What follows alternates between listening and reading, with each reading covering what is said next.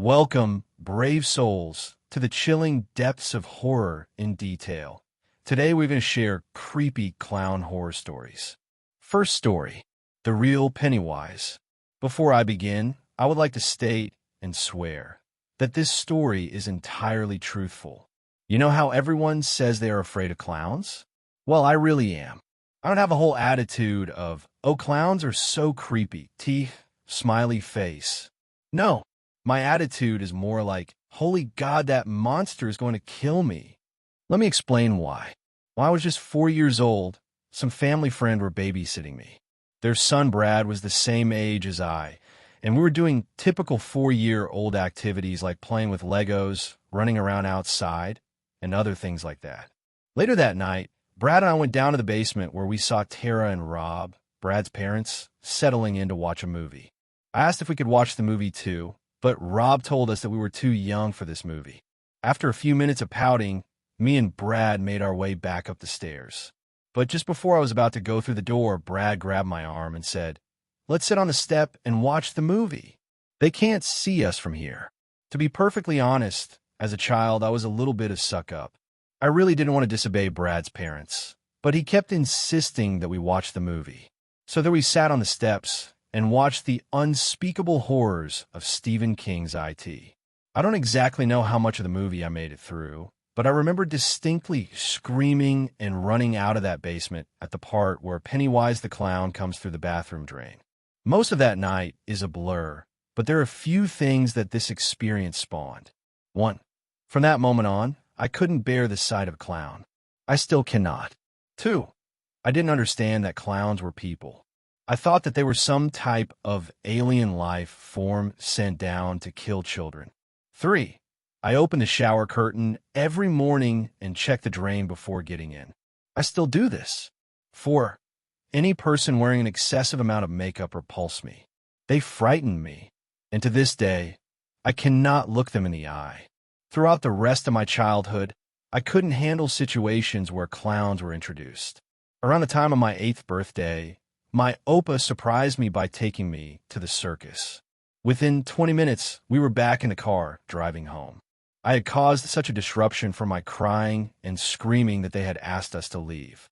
Fast forward to about a year ago, and a lot has changed. I had then come to the point that I realized my fear of clowns was irrational, but still I couldn't seem to get over it. And then it happened. I used that previous line to increase suspense, but also because there is no other way to introduce what occurred on that cold February night. I was down at my foster family's pool house, just hanging out with my 2 best friends, Jeffrey and Rudy. Jeffrey and I were in a band together, and Rudy was a guy we knew from our choir at school. That night, I was recording some demos for our album, while Rudy was trying to make a move on Jeffrey lying in my bed. Trying my best to ignore them, I kept on recording. But then out of the corner of my eye, I noticed something in the window. I couldn't really tell what it was. It looked like some sort of pinkish blob. I alerted Jeffrey and Rudy of what I saw, but when we all looked back at the window, it was gone. The 2 guys started making fun of me, and I laughed with them, joking about seeing things and trying to scare one another. I went back to recording, and Rudy and Jeffrey kept messing around on the bed. Jeffrey was pushing Rudy's joking advances away, and in the process was kicking a closet door behind him. Around the 3rd or 4th time he kicked the door, an enormous racket occurred. It sounded as if everything that was inside of the closet had just fallen to the floor. We all paused for a moment. Jeffrey noted that he hadn't kicked the door hard enough for anything to fall. Rudy then proceeded to open the closet, and we found that it was in fact empty. The final conclusion was that when Jeffrey had kicked the door, it triggered something in the ceiling to shift around and make that noise. Although that seemed incredibly improbable, we all let it go and went back to what we were doing. Although this time we were all quite a bit more subdued. As I went back to recording the demos, I kept my eyes on that window, more certain that I had seen something. Rudy then asked me what the song I was recording was about. I looked over to him and told him quickly, and when I looked back, I saw the pink blob again. But this time it wasn't a blob. I could see it more clearly, and I saw that it was a hat attached to a human head. I once again alerted the guys about the hatted man, but again by the time they looked over, he had disappeared. Second story, hearing creepy sounds coming from the woods. Look, I don't believe in any paranormal stuff, and I don't really worship anything. But tonight, I heard something knocking outside my home, very loudly, so my dog heard it too, German Shepherd, Husky mix. I went to check thinking maybe my stepdad was taking out my other dog, and he got locked out, but nothing was out there. This was around 11:30.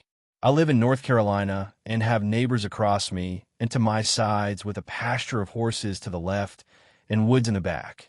It's 2015 to 2016, and I am going out to take my dog out in the back near the start of my woods.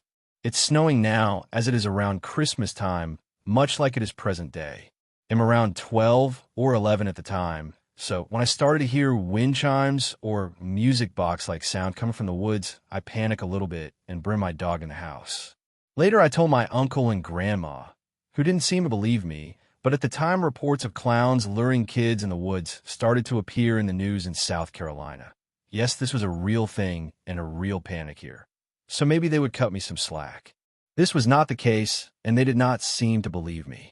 My uncle, however, said there was an old house back there across from our property line, so he said maybe it was them. But it wasn't that kind music, and he didn't believe me when I said what it sounded like. Fast forward to now, 2021, December 3rd. It's around Christmas time again.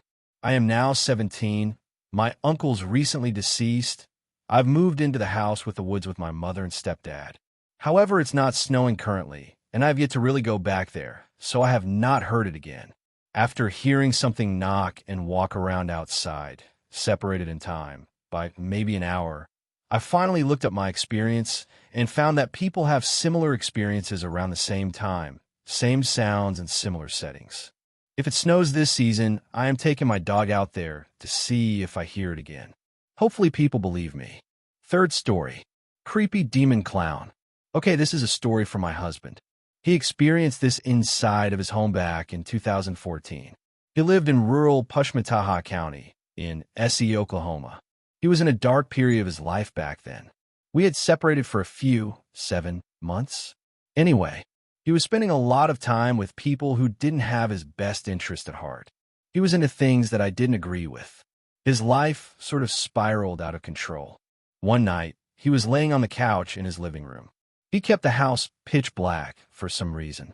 He said he could feel a presence in the room with him. He couldn't explain it, just as a feeling of knowing. He decided to take out his camera phone and take some pictures of the areas he was feeling the negative energy, and he said he caught a figure in the photos. He said the first picture was of the front door entrance, and there stood a figure of clown. He said it had orange, wiry, bushy hair, but bald on top. Its face was white. The next picture was of the entrance to the hallway. There it stood again, looking at him. Then the third picture he took was a selfie while he laid there on the living room couch. He said that this time the demonic clown was crouched down behind him, smiling with a red, twisted, evil sneer. Its teeth were jagged and dirty, and it wore old, dirty clothes. He couldn't believe the pictures he was seeing. He also chased this thing down and confronted it, but soon regretted it. He said a feeling of fear and dread came over him. He left his home after this and didn't go back for a day or two. My husband also captured photos of some shadow figures going down a portal in the hallway that looked like it rolled down underground into a basement. His house didn't have a basement. He used the shutter feature on his phone. To be sure he wasn't just seeing things, he showed his cousin the pictures, and his cousin is a born-again Christian after some rough times. But his cousin asked him how he did that. His cousin couldn't believe the pictures and refused to come back onto the land. Another time, he ended up chasing some shadows, figures he thought were people up toward the church located near his house. He thought someone broke into his house, stole some of my clothes, because he said they were carrying some suitcase. He chased them past the church, which was surrounded by a forest. He said they moved too fast to be humans. He said they vanished into darkness behind the church. He gave the phone to his mother because he didn't know what else to do. He said he felt compelled to keep taking picture and video, but his mom thought it was contributing to his negative lifestyle. I asked her if she still had the phone, but she said she got rid of it. He's also seen a little child sitting on an old antique tobacco box table thingy we bought at a yard sale. We kept it in a room across from the hallway bathroom. He didn't see a face, just the feet dangling down like it was sitting on top of it. These things happened while we were separated. I've had my own experiences there as well. Not as intense, but still crazy and unexplainable. Fourth story. Mimes are scarier than clowns. I've heard a lot of people talk about their fear of clowns. I personally don't have any fear of them, but I can see why people might not like them.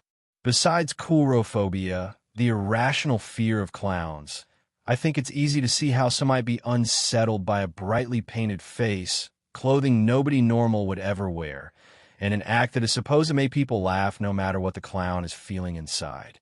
But I've never had a bad experience with a clown, and I do think it's sad that a few bad apples have given clowns such a bad name in modern society. But you know who can go themselves? Mimes.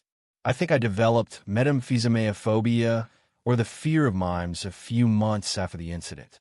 If I see a white face painted with different colors, like on a clown, I could care less.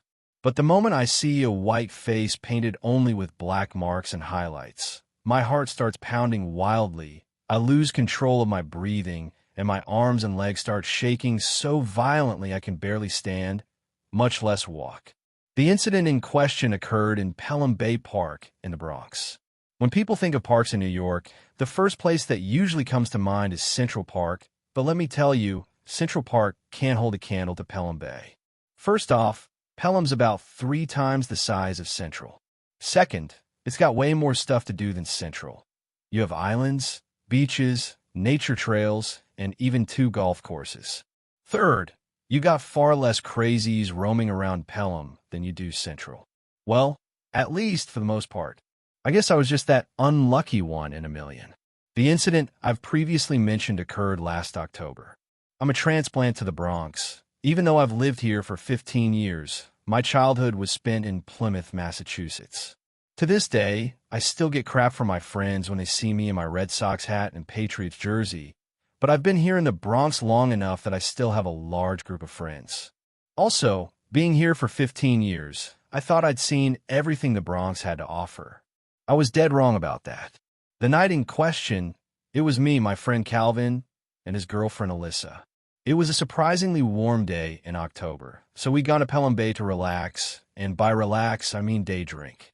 Cal and Alyssa also brought some Coke, but that's not really my thing, so I was fine just finishing a bottle of Wild Turkey. Well, it turns out I had a little more than I could handle and ended up passing out.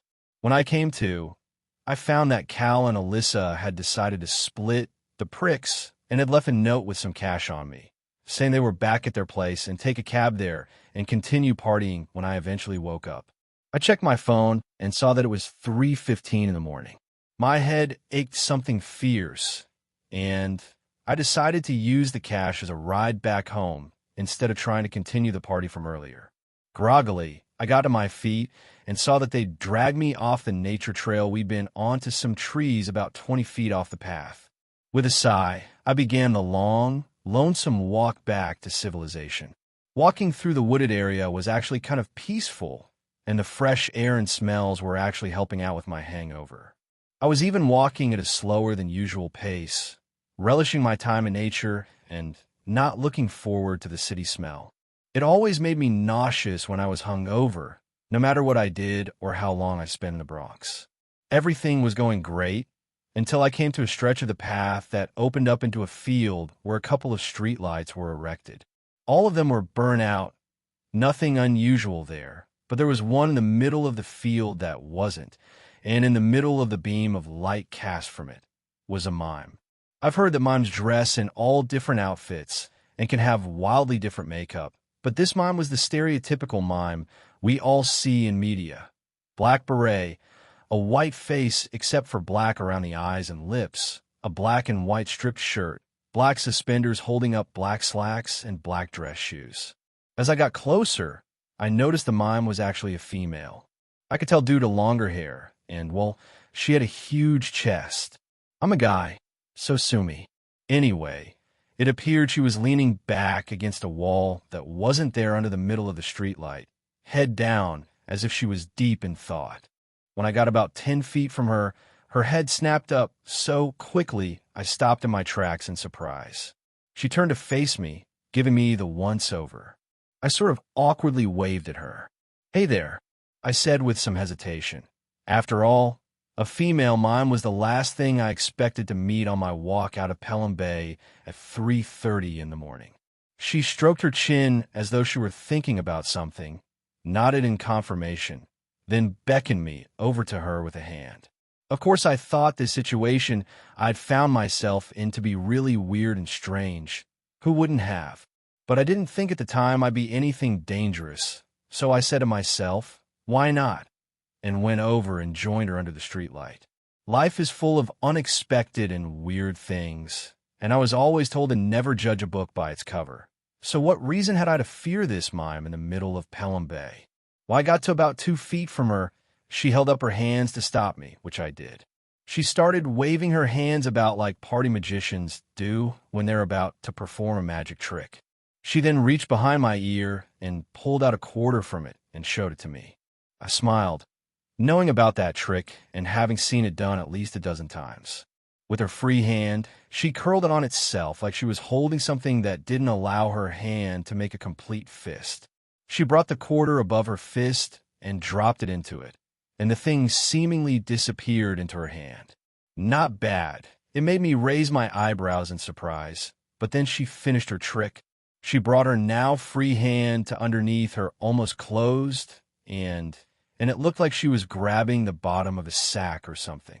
She then moved her hands up and down like she was shaking something, and I swear to God I heard coins jingling. This got an applause out of me, and she took a bow. I reached into my pocket to dig around for some money. I pulled out a 5 and looked for something to put it in, but she didn't have anything I could put money into.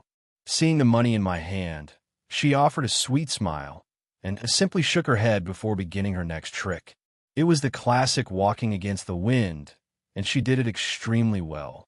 When she got to the lamppost, she grabbed it with both hands, and amazingly, she lifted her lower body off the ground and waved it around like the wind was blowing against it furiously. She put any pole dancer I'd ever seen to shame, and I once again clapped at the great performance in front of me. She hopped off the streetlight and gave a bow. On a whim, I decided to check my phone and saw that it was now 3:45, and the realization made a wave of exhaustion come over me. I mentally noted that getting home to bed was now the most important thing to do, and I didn't have time to waste on anything else. I started to turn to resume my trek towards the city when she jumped in front of me, suddenly, holding up one index finger and then making a begging motion with her hands. I guess she wanted to do one more trick for me, but I was too tired. "You're really good, and if this was some other time, I would totally stay and watch more.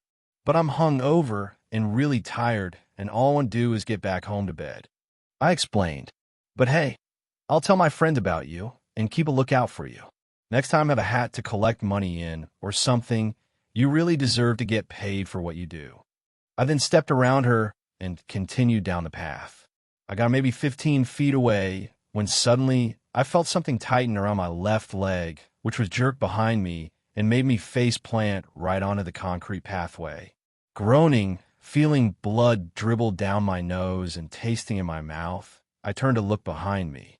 The mime was smiling down at me from her spot in the streetlight, and it looked like she was holding on to something like a rope, except of course there wasn't any rope. Her smile wasn't like before, however. It was full of malice, and it practically oozed the vibe of someone who was a sadist.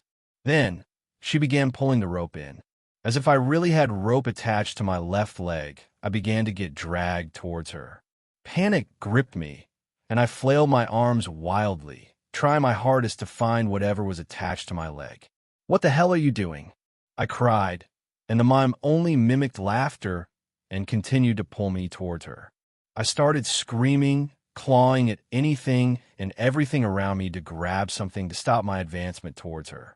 When I was dragged just outside the circle of the streetlight, she stopped and acted like she threw down the rope. She started walking towards me very slowly, reaching into her pocket and taking out something that wasn't there. She made a motion on the thing she held in one hand, like breaking apart a wishbone or taking out the blade from a Swiss Army knife. I paled as she drew close. It wasn't just what she was doing that struck absolute horror into me, but her appearance as she was doing it. Her smile was only growing wider, and her eyes, dear God, her eyes were turning a pitch black.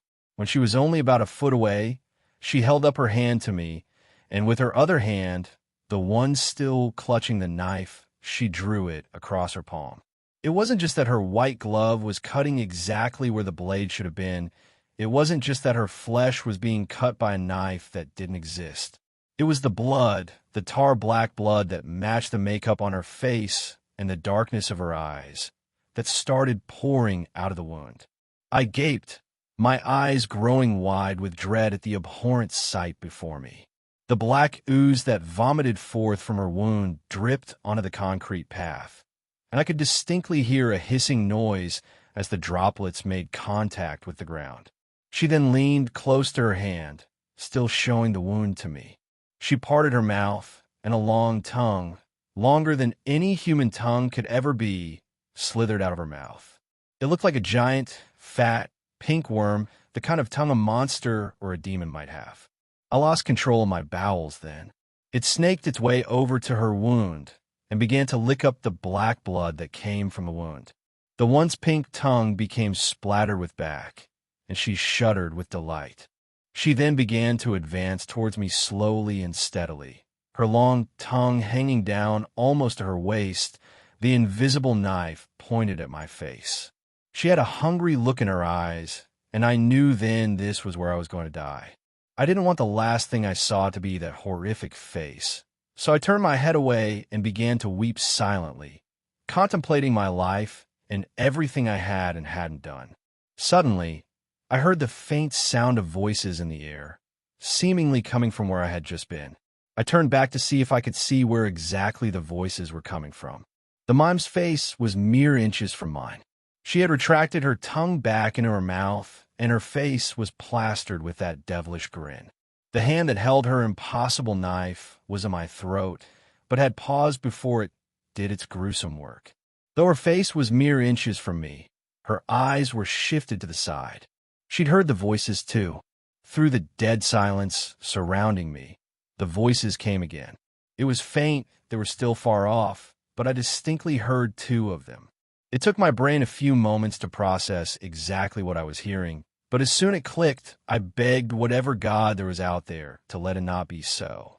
You see, I couldn't understand the words, but I distinctly heard a female voice and the voice and laughter of a young child. I don't know why anyone would be walking around with a kid at that time of night, but there are a lot of parents in the world, and some of them do weird things. This one just happened to be walking around with their kid in a park that was home to a monster. The mime's grin only widened at the recognition of the voices. She stood up and turned from me completely, beginning to walk down the path I'd come from towards the voices. I could only stare in utter dismay as this creature gave me up for different prey. I was still paralyzed with fear, but I began to think that I should shout out a warning to the mother and child. I didn't want to die, but the idea of letting this thing go through with whatever sadistic plans it had for a pair of innocents made me think that dying a hero wouldn't be that bad. As if she could read my thoughts, the mime stopped about 10 feet from me. She began to turn her head back around to look at me, but she didn't stop at her shoulders.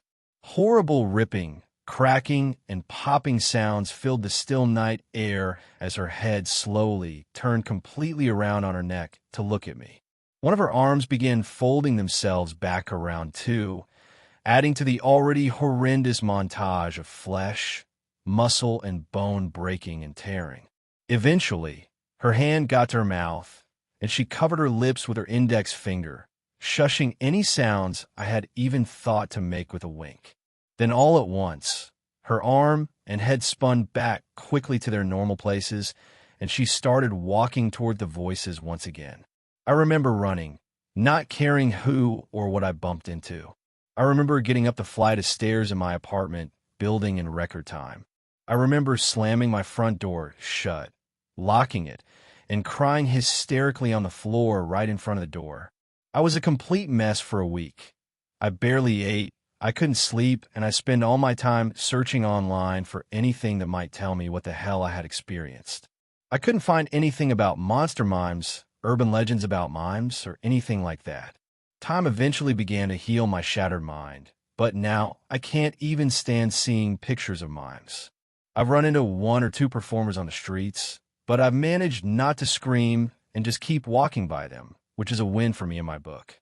But the reason I'm telling my story now is that just the other day, on my walk home from my grocery store, I heard something that made my blood freeze instantly. From a back alley I just passed, I heard the jingling of coins in a bag, and when I turned to look, I saw a white gloved hand beckoning to me from behind a dumpster, and a smiling face I prayed I'd never see again. So, if you see a mime, just run. 99% of the time it may be just a mime, but you don't want to risk that 1% chance that it's not. Fifth story. Strange clown following me. Many years ago, I was walking home from school after basketball practice. I finished late, so it was almost midnight by the time I headed home. It was one of those eerie, quiet nights when everything felt off, and I couldn't shake the feeling that something was wrong. Then I saw it, a clown, but not a normal clown, like the ones at birthday parties or circuses. This one was bloody. I froze. The clown didn't move at first. It just stood there, grinning at me, as if waiting for me to make a move. Then it opened its mouth wide, far too wide for any human jaw, as if it were about to devour me whole. It looked incredibly hungry, and I completely freaked out.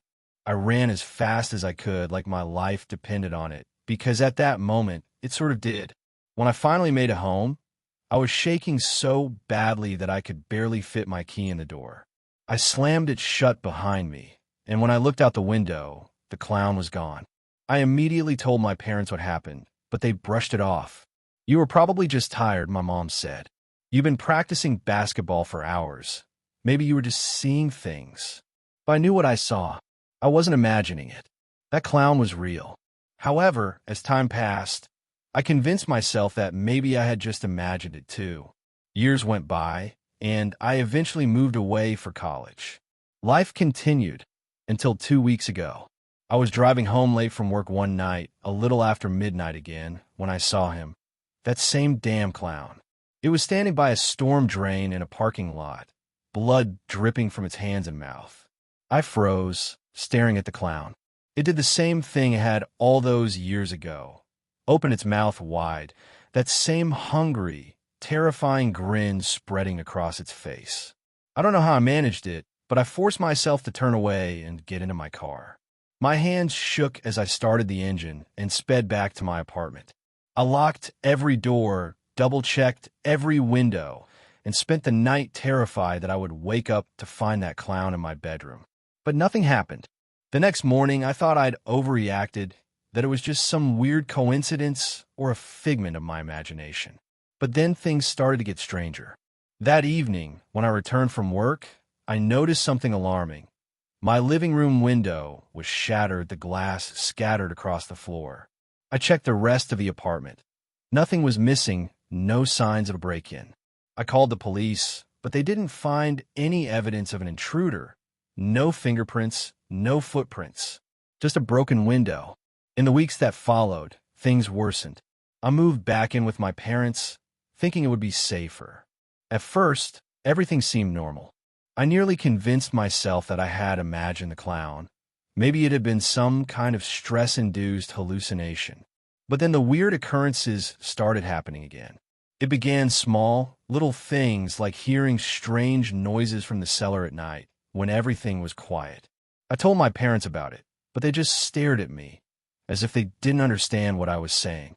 That's when I started to feel like I was losing my grip on reality. 4 days ago, I woke up to find every single window in the house wide open. I was sure I had locked them all the night before. I know I did. When I asked my parents about it, they just stared at me with vacant expressions. Neither of them would admit to opening the windows. The look in their eyes was wrong. Empty. It was as if they weren't really there.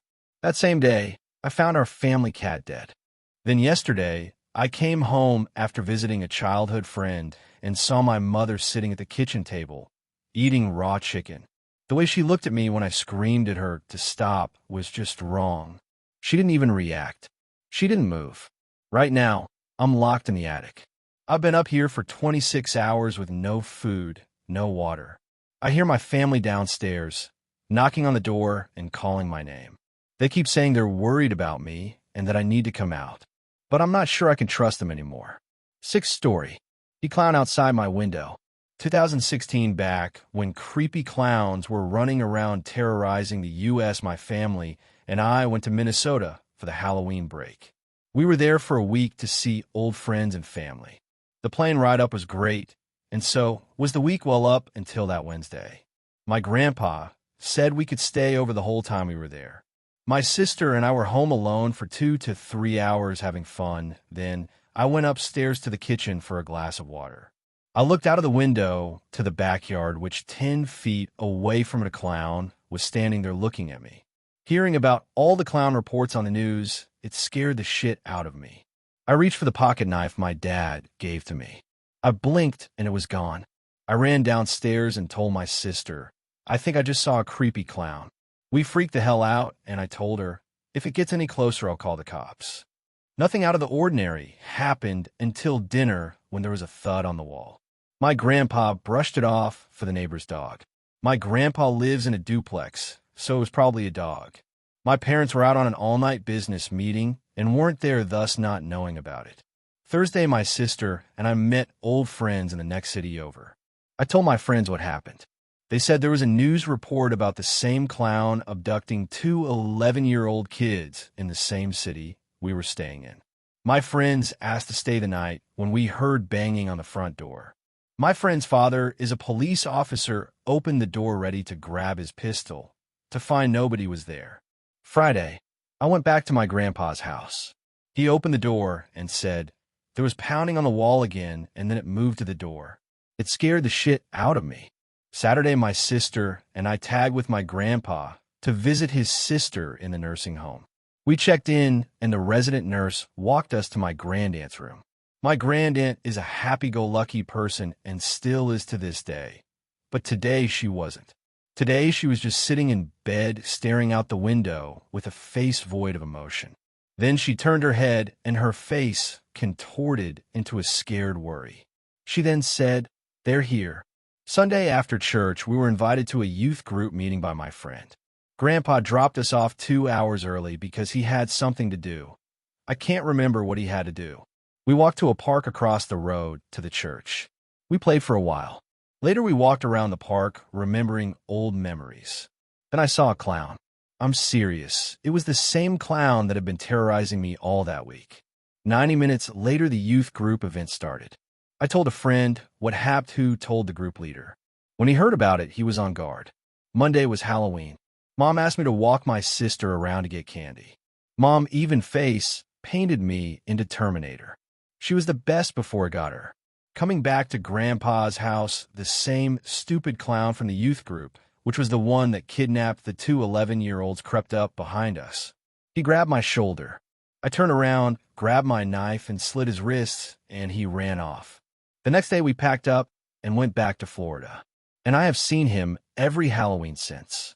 It scares me to think that me and my sister were his next victim on many occasions. What I don't get is that every day we were up there, a news report about kidnapped 11-year-olds would repeatedly play on cue at 5 o'clock. I was 14 and my sister was 10. 3 years later, and it's been 2 years since my mom has disappeared. I know who did it. The clown did it. My sister has forgotten the clown and claims it to be fake, but I haven't. As I finish this, there's banging on the walls, and it's moving towards the door. It's the clown. Seventh story. The clown from my nightmares just appeared in my front yard. Ever since I was 7, I've been terrified of clowns. The mere sight of them would make me go into an all-out fit, and I seemingly couldn't control it. My parents never understood why I hated them so much, and I still haven't told them the real reason. My fear is unbearable, and I can't even watch a lot of movies or shows that have clowns in them without breaking down. This story was so traumatic for me that I kept it hidden from the world for about 20 years. I thought the only way to fix this fear and hopefully get rid of it was to tell my story and show that I'm not afraid anymore.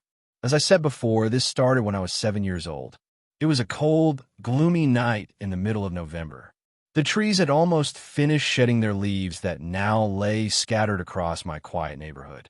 The time was around 2:30 in the morning, and every human in the area was asleep and probably dreaming about something spectacular. I, on the other hand, was not. That night, I was experiencing a recurring dream that I had lived through hundreds of times before this.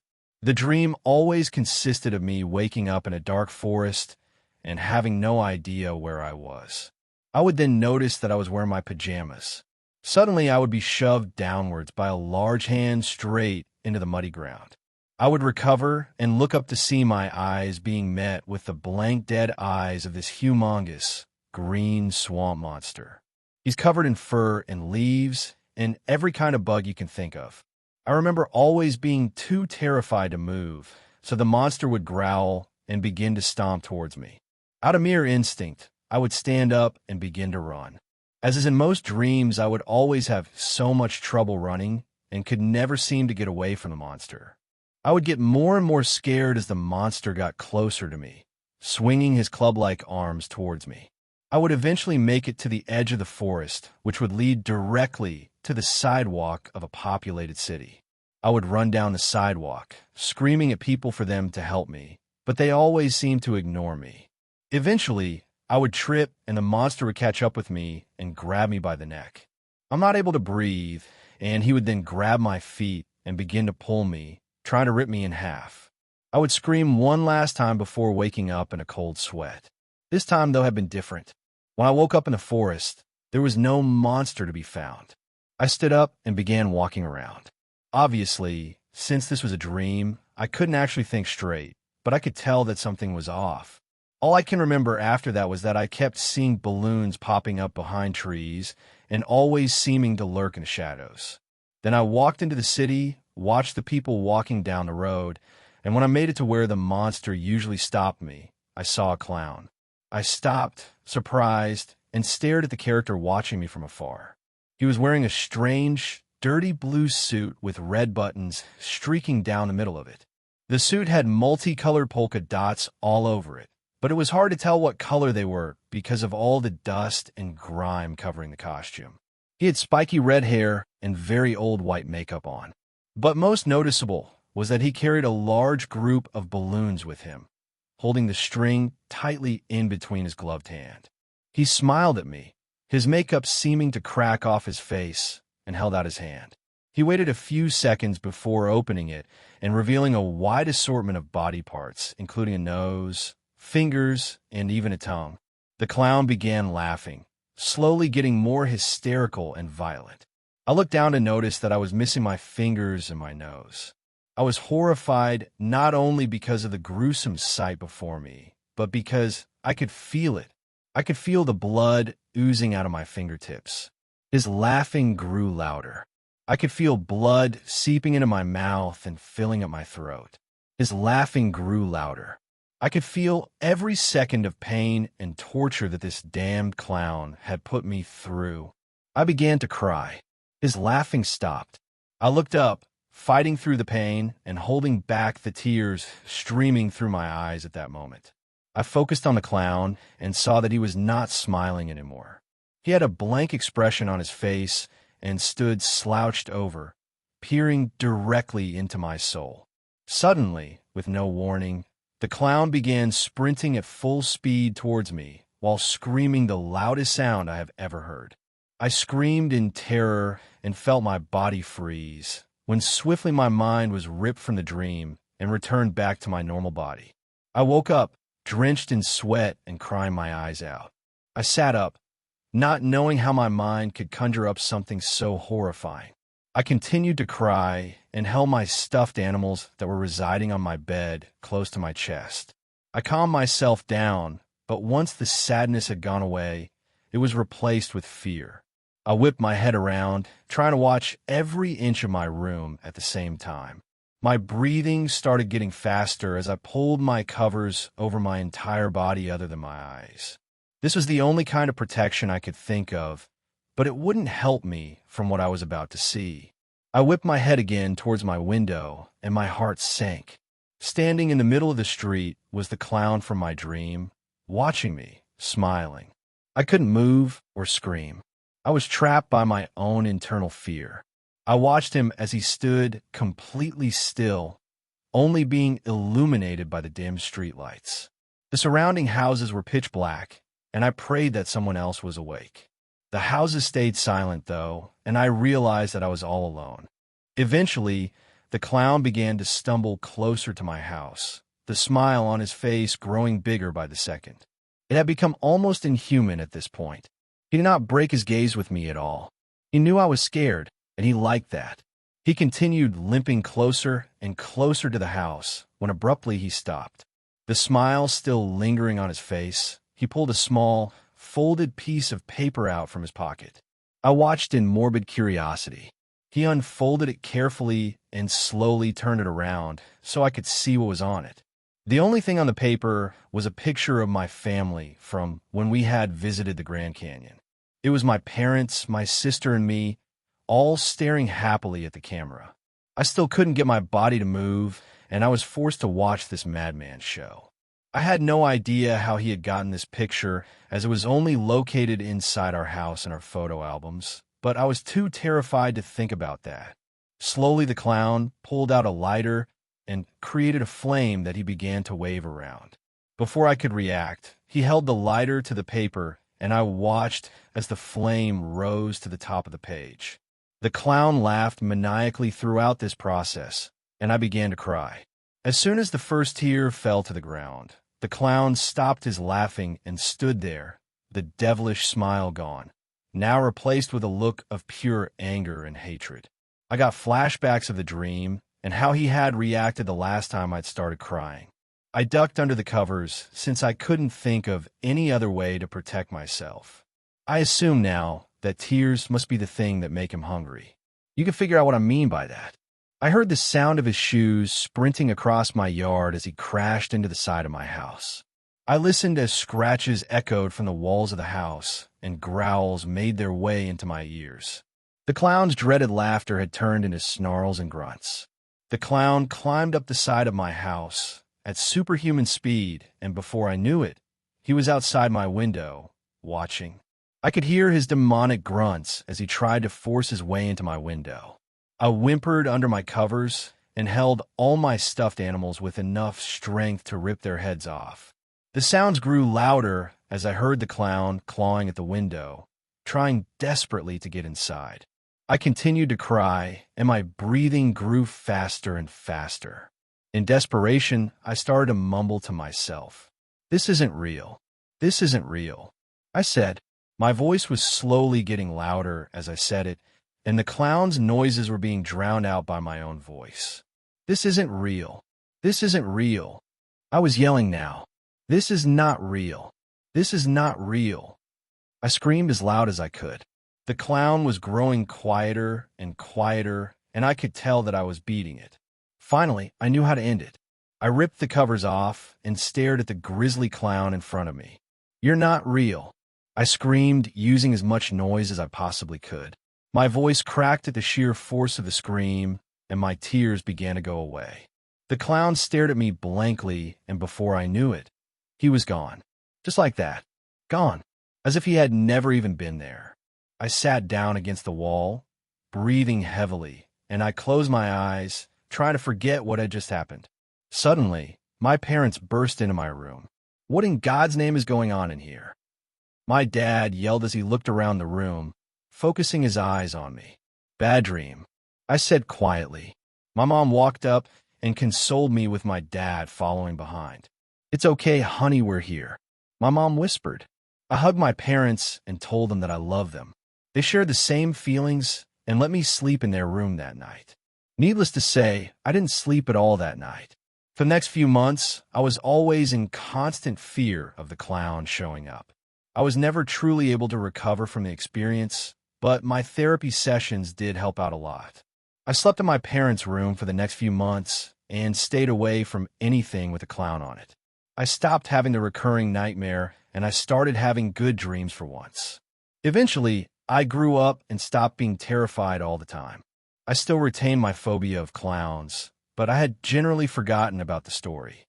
You're probably wondering why it took me so long to tell this story to anyone. Well, the main reason is that after a while, I just started to assume that it was a traumatic nightmare I experienced when I was little and I didn't like thinking about it. I didn't fully accept that it was true until about a year ago when I was looking through some old photo albums. I stumbled across all our pictures from when my family and I went to Disney World over the summer when I was 7. On the front page of the book was the picture of my family at Cinderella's castle. My mom and dad looked happier than they've looked in years. My older sister Alex had pink mini ears on and smiled from ear to ear, and I was standing in the middle, smiling with all my might, cradling a Buzz Lightyear action figure in my arms. I stared at the picture and smiled, remembering the great moments of that trip and the rest of my childhood. The happy thoughts were short-lived, though, when I noticed something in the background of the photo. I dropped the book suddenly, beginning to breathe heavily. I shook my head. No, it wasn't real. I know it wasn't real. I muttered to myself. I picked up the book carefully and gazed at the picture one more time. Standing in the background was the clown, staring directly at the camera, smiling like he always did. I flipped through the pages of the book in horror as I spotted the same clown in the background of every picture. His smile seemed to grow larger in each one, and he got closer and closer to us in every picture. No matter where we were or what we were doing, he was always there, smiling. Eventually, I made it to the end of the book. All that was on the last page was a folded-up piece of paper, taped sloppily into the book. I ripped it out and began to unfold it. I saw burn marks covering it and dreaded what I knew was true. I unfolded it completely and stared at the burned picture of my family, the one that had been used to terrify me many years ago.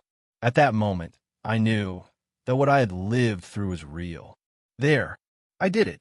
I faced my fear. It should be over now, right? I sure wish that was how it works, but sadly, fear doesn't follow the rules. Fear never truly goes away. You may think you have conquered your fear, but all you've really done is make yourself more scared of everything else in the world. Fear is always watching from behind and waiting for a chance to strike you whenever you're least expecting it. That clown is going to be with me for the rest of my life, and no matter what I do, I won't be able to get rid of him completely. I was just hoping that maybe I could make it so I wasn't alone in experiencing this horror, that there were other people around the world who had experienced the same fear as me. So I decided to write this and post it for the world to see, to unleash this evil once and for all, and finally not be the only person who has lived through this event. Sorry, I got a little ahead of myself there. Just a heads up, if you have a nightmare tonight, don't freak out. It's all part of the plan. Oh yeah, I almost forgot to mention, you may want to go make sure your windows are locked. I wouldn't want a clown to get inside so easily. 8th story. I don't think they're clowns. I'm not usually the type to buy in a media frenzy. I live in New England, and that old-school, pragmatic Yankee blood runs through my veins.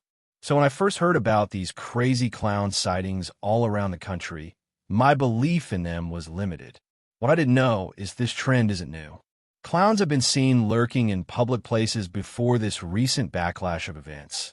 And even once there was a chaotic frenzy in Chicago a few years back almost miming this exact situation.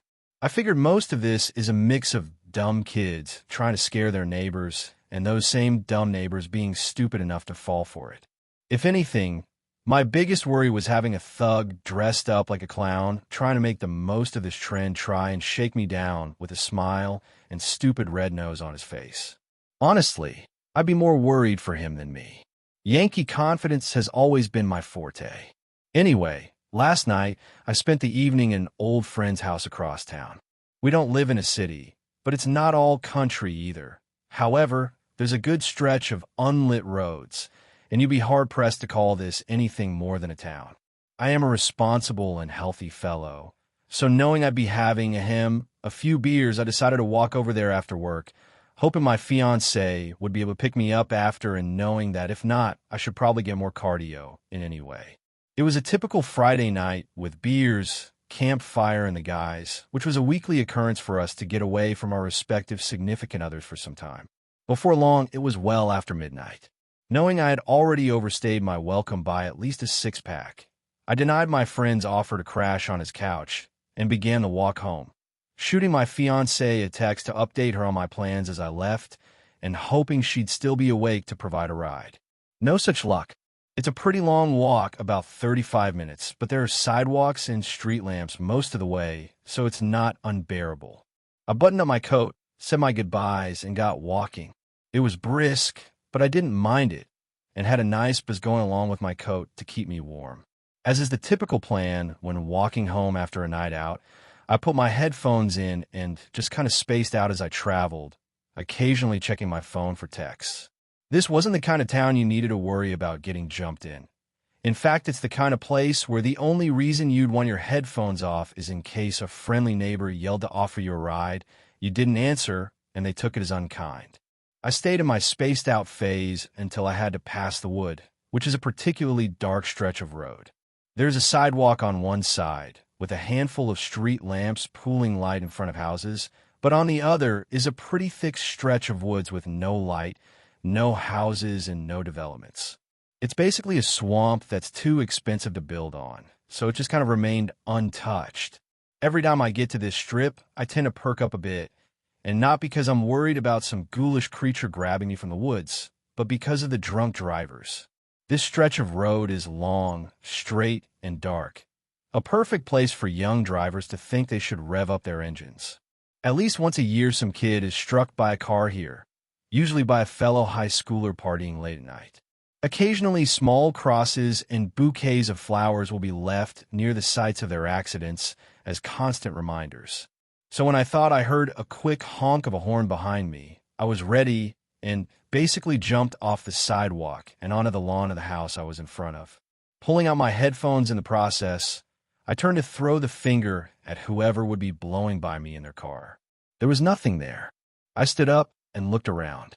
Pulling out my headphones really heightened the silence of the night, and heard the creaking of the trees in the wood as the wind swept through them.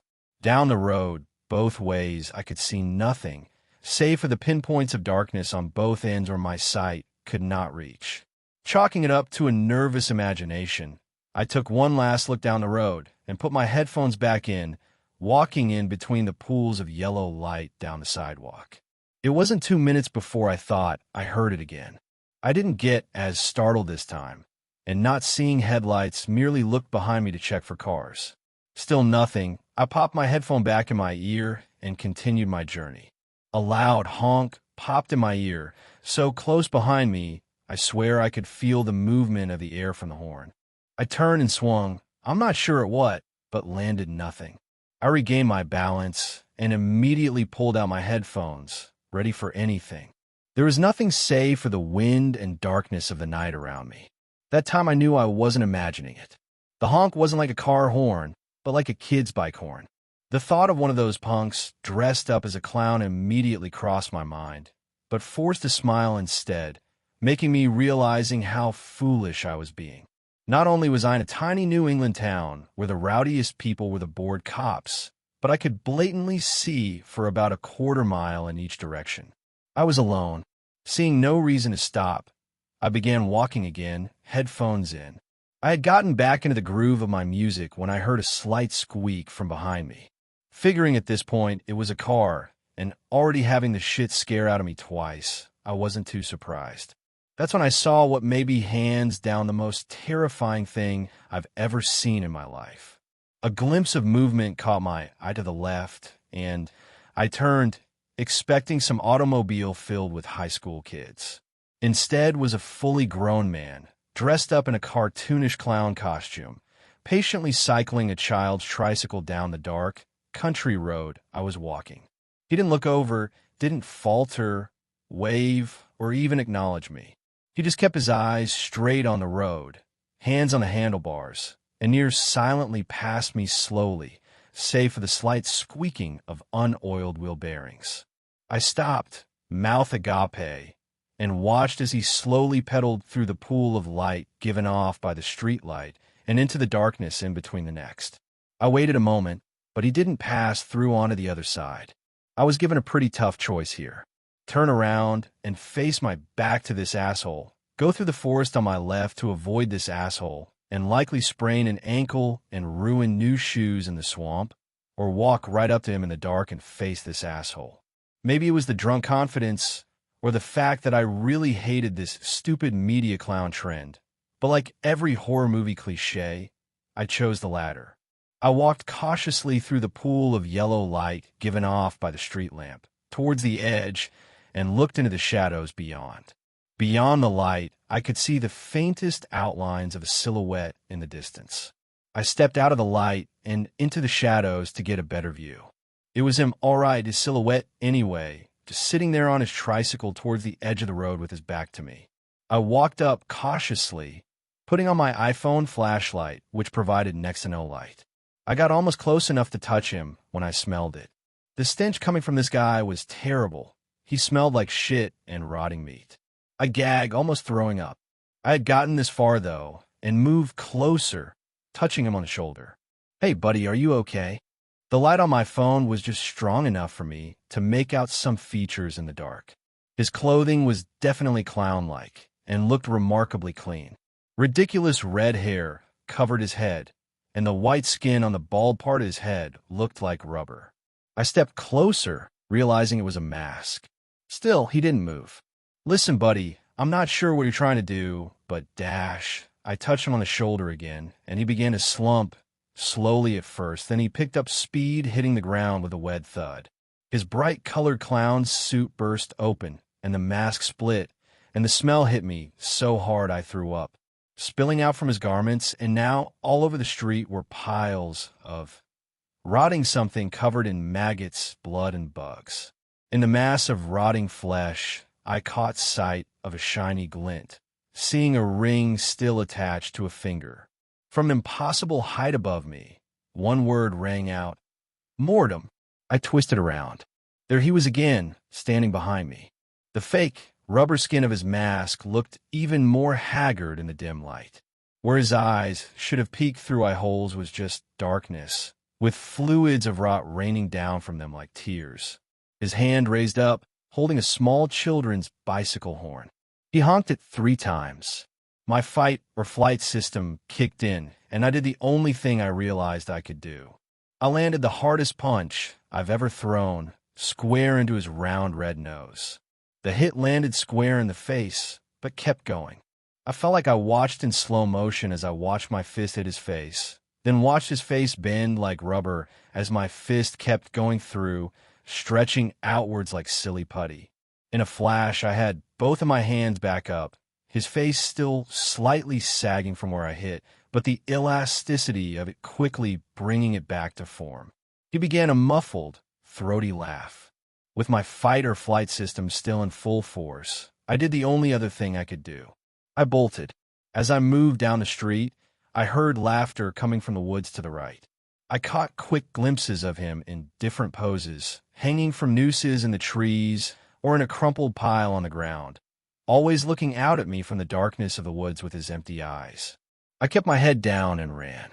When I got to my apartment, I unlocked the door and bolted up the stairs. I made it inside, turning every light on, and dead bolted the door behind me.